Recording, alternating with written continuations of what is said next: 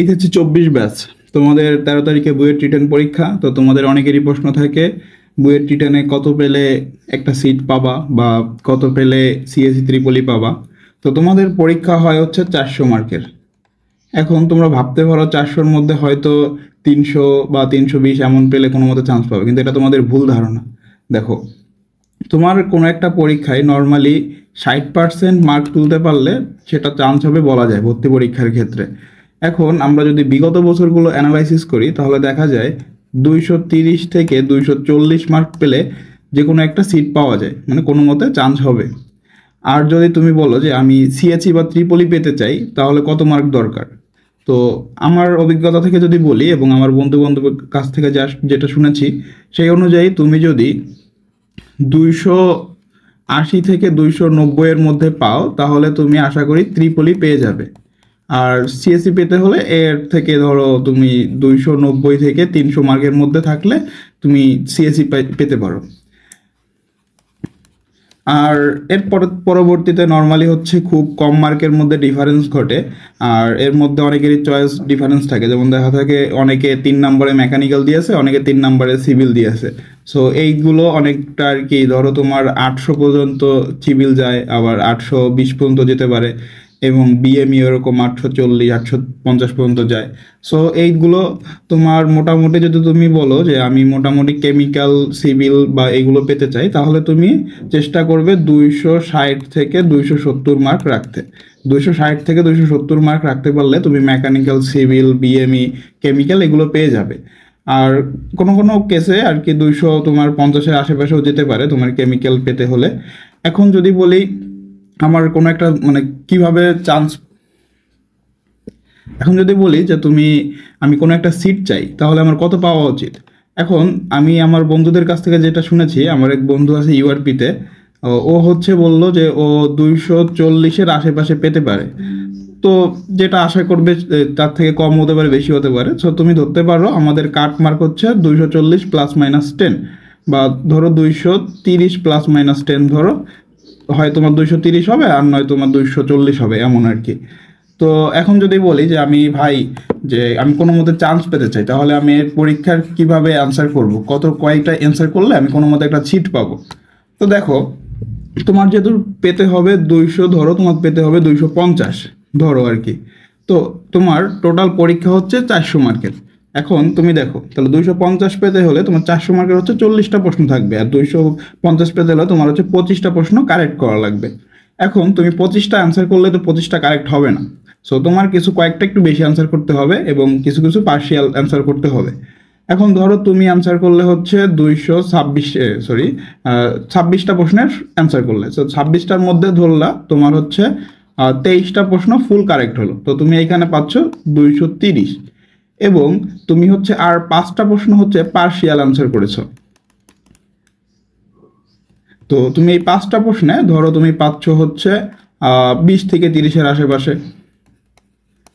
তাহলে তুমি দেখা যাচ্ছে যে তোমার 250 এমন হয়ে যাচ্ছে আর কি। তো তাহলে আমি যদি বলি যে কোনো মতে চান্স পেতে হলে আমার কয়টা অ্যান্সার করা উচিত, তাহলে আমি বলবো যেহেতু তুমি শিওর না যে তোমার কয়টা হবে, বা তাহলে আমি বলতে পারি যে তুমি যদি 26টা প্রশ্নের মতন আর 26টা প্রশ্নের আশেপাশে অ্যান্সার করো এবং বাকি 5-6টা আর কি তুমি যদি পার্শিয়াল অ্যান্সার করো তাহলে তোমার মোটামুটি চান্স হয়ে যাবে আর কি। আর যদি তোমার অ্যাকুরেসি ভালো থাকে, দেখা গেলো তুমি 26টা অ্যান্সার করছো, 26টায় তুমি 25টাই ফুল মার্ক পাবা, তাহলে তোমার এইখানেই চান্স হয়ে যাচ্ছে। বাকি পার্শিয়ালে তো তোমার আরো সাবজেক্ট আগাবে আর কি, ভালো সাবজেক্ট পাবা। এখন যদি আসি যে আমি ত্রিপলি বা সিএসসি মেকানিক্যাল পেতে চাই তাহলে আমার কেমন ক্যান্সার করা উচিত। দেখো, যদি তুমি বলো আমি ত্রিপলি পেতে চাই, এখন তোমার প্রশ্ন থাকবে হচ্ছে 40টা। এখন 40টার মধ্যে তোমার 5 থেকে 6টা প্রশ্ন থাকবে একটু হার্ড। তো তুমি এক কাজ করো, তুমি এই 5 থেকে 6টা প্রশ্ন বাদ দিয়ে দাও, তাহলে তোমার বাকি হাতে থাকতেছে আরো 35টা প্রশ্ন। তো তুমি এখন কাজ করো, তুমি হচ্ছে 30টা প্রশ্নের মতো ফুল অ্যান্সার করার চেষ্টা করো, ফুল আর কি। যে মনে করো তুমি 30টার মধ্যে তোমার তো হইলো, ধরো 30টার মধ্যে তোমার হচ্ছে 27 বা 28টা প্রশ্ন সঠিক হইলো, তাহলে তুমি এইখানে 270-এর আশেপাশে পেয়ে যাচ্ছ। 270-এর আশেপাশে যখন পাচ্ছ, তোমার আর বাকি যে 4-5টা তুমি হচ্ছে ধরো তুমি বাকি 5টা হচ্ছে পার্শিয়াল অ্যান্সার করেছো।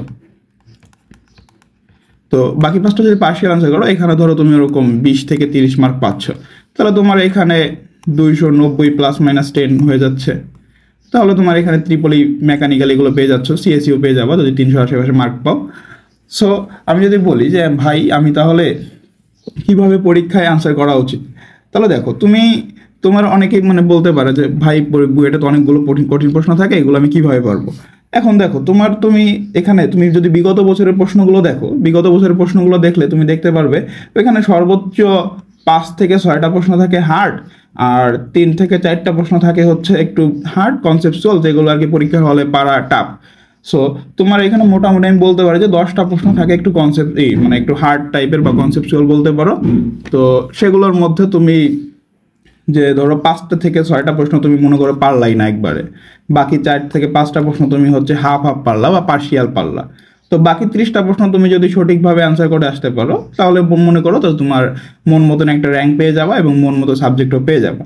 সো এখন সব সময় তো তোমার হলের আর কি তোমার মন মতন হবে না, সো এই জিনিসটা খেয়াল রাখতে হবে।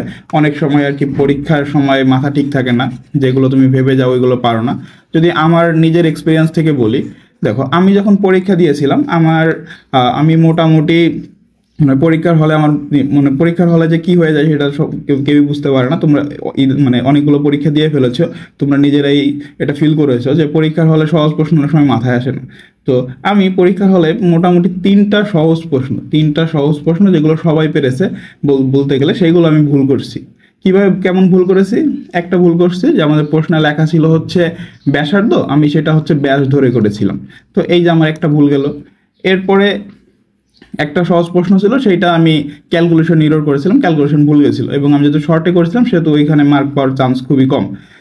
এবং আরেকটা প্রশ্ন এটা হচ্ছে আমার মনে নাই ভালোভাবে। আর 3টা প্রশ্ন ছিল যেটা হচ্ছে আমি বাসায় করছি, এবং ওই হুবহু প্রশ্নগুলো আমি বাসায় করেছি, তাও আমি পরীক্ষার হলে গিয়ে আমার মাথায় আসতেছিল না আমি কিভাবে করব। 3টার মধ্যে 2টা প্রশ্ন আমি হাফ হাফ করে এরপরে আর মাথায় আসতেছিল না যে কি করব। সো এমন তোমার হইতেই পারে যে তুমি ধরো টার্গেট নিয়ে যাচ্ছ যে যেগুলো সহজ সেগুলো আমি সব অ্যান্সার করবো, আসলে এমন হয় না, অনেক সময় সহজগুলো অনেক সময় ভুল হয়ে যায়। সো তোমার একটু রিস্ক নিতে হবে, তোমার যেগুলো একটু কনসেপচুয়াল একটু কঠিন সেগুলো তোমার একটু অ্যান্সার করতে হবে। এখন যদি আসি তোমার যে পরীক্ষার হলে আমি কিভাবে শুরু করব। এখন দেখো পরীক্ষার হলে এক একজনের এক একটা থাকতে পারে। তো আমি যদি আমার এক্সপিরিয়েন্স থেকে বলি, আমি হচ্ছে প্রথম যে শুরুতে তো তোমার 5 মিনিট আগে প্রশ্ন দিয়ে দিবে। তো যখন প্রশ্নটা দিবে তখন হচ্ছে আমি সব প্রশ্ন আমার রোল এবং নাম পূরণ করে এরপরে আমি সব প্রশ্ন উল্টে উল্টে দেখেছিলাম। তো এখানে শুরুতে আমি যখন ম্যাথ প্রশ্ন দেখছিলাম সেখানে আমি একটা প্রশ্ন দেখছিলাম আমার হুবহু কমন আর কি, এটা আমার উত্তর মনে ছিল। তো আমি ওইটা মানে মনে মনে রেখে দিয়েছিলাম যে ওটা আমি আনসার করব। এরপর আমি সবগুলোই দেখলাম, এবং দেখার পরে আমি দেখলাম যে কেমিস্ট্রিতে আমি সবই পারতেছি আর কি, কেমিস্ট্রিতে আমার সবই পারা প্রশ্ন আছে। তো এরপর যখন লেখা শুরু করলাম, আমি শুরুতে হচ্ছে এই ম্যাথ প্রশ্নটা অ্যান্সার করেছিলাম যেটা একবারে সোজা ছিল, মানে আমার কমন ছিল। এরপর আমি চলে গিয়েছিলাম কেমিস্ট্রিতে। তো কেমিস্ট্রিতে যাওয়ার পরে আমি কেমিস্ট্রিতে অনেক কম টাইমে, সব থেকে কম টাইম নিয়েছিলাম কেমিস্ট্রিতে, অনেক কম টাইমে সবগুলোই অ্যান্সার করেছিলাম কেমিস্ট্রিতে, সবগুলো অ্যান্সার করলাম। এর মধ্যে অর্গানিকে হয়তো ছিল 2-1টা যে নামকরণ ছিল, এখানে হয়তো 2-1টা পারছিলাম না, এবং বাকি সবগুলো অ্যান্সার করেছিলাম এবং খুব কম সময়ে অ্যান্সার করছিলাম। সো তুমি কেমিস্ট্রিতে চেষ্টা করবা খুব কম সময়ে অ্যান্সার করা, খুব কম সময়ে তুমি কেমিস্ট্রিতে অ্যান্সার করতে পারবা, কারণ কেমিস্ট্রিতে তোমার মোটামুটি সহজ প্রশ্নই থাকে বলা যায়। সো তুমি চেষ্টা করবা কেমিস্ট্রিটা আগে দিতে পারো, যদি মানে আমার মনে হয় আর কি কেমিস্ট্রিটা আগে অনেক কম টাইমে করে ফেললে তুমি একটা কনফিডেন্স পাও যে ধরো তোমার মাত্র 30 মিনিটে তোমার 30 মিনিটে তোমার 10টা প্রশ্ন বা 13টা প্রশ্ন হয়ে গেছে করা, তখন তোমার একটা মনে একটা কনফিডেন্স আসবে। তো কেমিস্ট্রির পরে আমি ফিজিক্স শুরু করেছিলাম, ফিজিক্সে এমন কয়েকটা কঠিন ছিল এগুলো আমি স্কিপ রেখে রেখে আগাচ্ছিলাম। এরপরে আমি ম্যাথ করেছি এবং পরবর্তীতে আবার যেগুলো বাকি ছিল সেগুলোতে অ্যান্সার করার চেষ্টা করেছিলাম।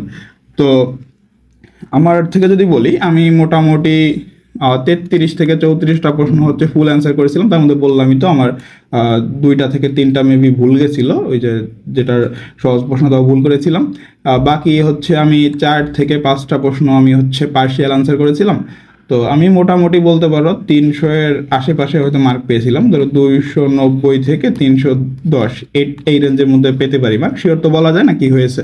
তো আমি যদিও আরও বেটার র্যাঙ্ক আশা করছিলাম, তো আমার র্যাঙ্ক আসছে 282, আলহামদুলিল্লাহ আমি খুশি। তো তোমরা চেষ্টা করবা, তোমরা সবসময় মাথা ঠান্ডা রাখার চেষ্টা করবা। পরীক্ষার হলে যদি মাথা ঠান্ডা না রাখতে পারো তাহলে কিন্তু লস। সো তুমি অবশ্যই মাথা ঠান্ডা রাখার চেষ্টা করবা। তোমার 40টা প্রশ্নের মধ্যে তোমার 30টা প্রশ্ন কমন থাকবেই, 30টা না বলে যদি বলি 25টা প্রশ্ন তোমার অবশ্যই কমন থাকবে, মানে এগুলো তুমি আগে করেছো বা এই টাইপ করেছো বা হুবহু সেম, এগুলো কমন থাকবে। তো তুমি চেষ্টা করবা যেগুলো কমন আছে ওইগুলো অবশ্যই 100% সঠিক করে। তো তুমি যদি যেগুলো তোমার কমন থাকবে সেইগুলো যদি ঠিকঠাকভাবে অ্যান্সার করতে পারো তাহলে তোমার চান্স হয়ে যাবে, এবং এরপরে যেগুলো কঠিন আছে সেগুলো তুমি অ্যান্সার করতে পারলে তো ভালো। তো তুমি চেষ্টা করবা যেগুলো তোমার কমন ওইগুলো অবশ্যই সঠিকভাবে অ্যান্সার করার, এবং আগে ওইগুলো 100% একুরেসির মাধ্যমে সলভ করে ফেলা। এবং পরীক্ষার হলে তুমি একটা জিনিস খেয়াল রাখবা যে তুমি কখনো টাইম ওয়েস্ট করবা না। অনেক সময় হয় কি যে একটা নতুন প্রশ্ন পেয়েছো, তো তুমি ওইখানে দেখতেছো, চেষ্টা করে বারবার চেষ্টা করতেছো দেখি এটা পারি কিনা বা দেখি এটা পারি কিনা হয় কিনা। সো এই জিনিসটা খেয়াল রাখবা যে এটা করবা না, করার চেষ্টা করবা না। তুমি যেগুলো আগে শিওর পারো, যেগুলো তুমি আগে করেছো, যেগুলো তুমি পারবা সেগুলো আগে অ্যান্সার করে ফেলবা। যেহেতু সবগুলোতেই মার্ক হচ্ছে 10, সো তুমি আগে অ্যান্সার করে ফেলবা। আর হচ্ছে বুয়েটে তুমি শর্টকাটের নিয়মে করতে পারো। শর্টকাট বলতে আর কি ওরকম শর্টকাট না, মানে তুমি আর কি কম লিখে আর কি ধরো একটা সূত্র লিখে পরের লাইনে অ্যান্সার করে দিলা, এটা তুমি করতে পারবা, সমস্যা নেই। আর একটা জিনিস হচ্ছে তুমি যদি কোনোটা মানে হাফ পারো তাহলে একবারে ফাঁকা রেখো না, ওটা হাফই করে দিয়ে আসো, তুমি পার্শিয়াল মার্ক পাবা। তোমার যতটুকু ঠিক থাকবে তুমি ততটুকু মার্ক পাবা আর কি। এখন আমার এক্সপিরিয়েন্স থেকে যদি তোমাদের কোনো সাজেশন দেয়, আমি একটাই কথা বলবো, তুমি হচ্ছে পরীক্ষার হলে মাথা ঠান্ডা রাখবা। বুয়েটে রিটার্নের আগের দিন তুমি ফোন সাইলেন্ট করে অনেকগুলো অ্যালার্ম দিয়ে ঘুমাই যাবা, যাতে তোমার রাত্রে কেউ কল না দিয়ে ডিস্টার্ব করে। আমাকে হচ্ছে রাত্রে আমার যেদিন বুয়েট রিটার্ন পরীক্ষা ছিল ওই দিন হচ্ছে আগের দিন রাত্রে হচ্ছে আমাদের সিকিউরিটি রেজাল্ট দিয়েছিল। তো ওই দিন তো এমনি সিকিউরিটি রেজাল্ট দিবে এটা ভেবে ঘুমাতে দেরি হয়েছিল। এরপরে আমার এক বন্ধু কি করছে, আমাকে হচ্ছে ভোর 4টার সময় কল দিছে। কেমনটা লাগে? ভোর 4টার সময় কল দিয়া বলতেছে, বন্ধু তোর সিকিউরিটি রেজাল্ট কি? মানে কি বলবো, আমার মানে সকালে হচ্ছে আমার বুয়েটের পরীক্ষা, বুয়েট রিটেন, আমাকে ভোর 4টার সময় কল দিয়া জাগাইছে। মানে তখন তো কি বলবো, মানে বলার নেই কিছু। এরপর আর ঘুমাইতেই পারি নাই। আমার সিকিউরিটি রেজাল্ট ভালোই ছিল, সিকিউরিটি আমি হচ্ছে 65তম হয়েছিলাম। তো কিন্তু রেজাল্ট দিয়ে কি আমার ঘুমই হয় নাই ভালোভাবে, তো এটার ইফেক্ট আমার পরীক্ষা হলেও পড়ছিল। সেই জিনিসটা খেয়াল রাখবা যাতে তুমি হচ্ছে রাত্রে যাতে তোমাকে ডিস্টার্ব কেউ না করতে পারে সেইভাবে সব কিছু ব্যবস্থা করে ঘুমাইও। মাথা ঠান্ডা রাখবা, মাথা ঠান্ডা না রাখলে পরীক্ষা খারাপ হয়। আমার মাথায় মানে পরীক্ষার সময় আমার একটু সমস্যা হয়েছিল, আমি এই জন্য সহজ প্রশ্নগুলো কিছু পারছিলাম না। তো এই জন্য চেষ্টা করবা মাথা ঠান্ডা রাখার, বেশি পানি খাবা, আর দোয়া করবা যাতে পরীক্ষা ভালো হয়। আশা করি ভালো হবে। সবার জন্য বেস্ট অফ লাক।